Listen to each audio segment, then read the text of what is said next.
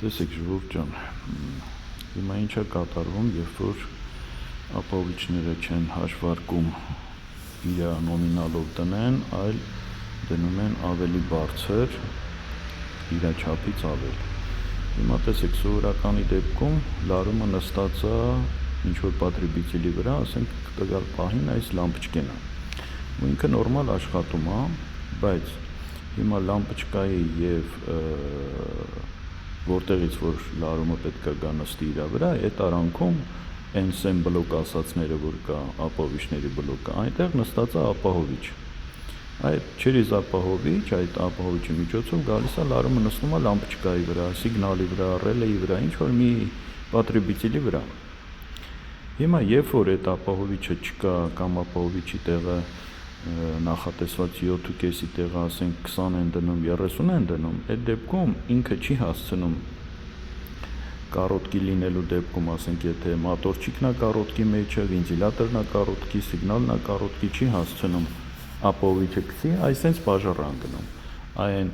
լարը դա հենց ինքը շինան է, որը չաշխատելու դեպքում մոտորչիկի լարումը պլյուս մինուս ոնց որ կպնում է իրար, կարոտկի է դառնում ու այդ շինան սկսում է վառել, հալցնել։ Հիմա դա կլինի շինա, դա կլինի պրովուլկա, դա ինչ որ կլինի, այսենց հալելու է բաժար դառնա մեքենայի մեջ։ Դրա համար ասենք ինչ նախատեսած է, այդ ապահովիչը պետք է դրվի։ Եթե ապահովիչը գցում է, ուրեմն պատրիբիցիլի վրա նագրուսկա կա, խնդիր կա, չի աշխատում տվյալ պատրիբիցիլը, պետք է դա փոխել։ Խնդիրը վերացնել, նոր հետո արդեն դարոշկեն վերականգնել։ Առանց այս ապահովիչի չի կարելի շահագործել որևէ մի պատրիբիցիլ։ Թե չէ այսինքն շինան վառելու է, հալելու է ու մեքենան բաժառ ընկնի։ Դրա համար առաջերտին պետք է խնդիրը գտնել, վերացնել, նոր հետո մտածել այդ բլոկը ենթակա է նորոգման, թե ենթակա չի։ Իսկ մերոնցից շատերը պրոստը բլոկը բերենք, շինան կտրվել է, շինան կպցրա։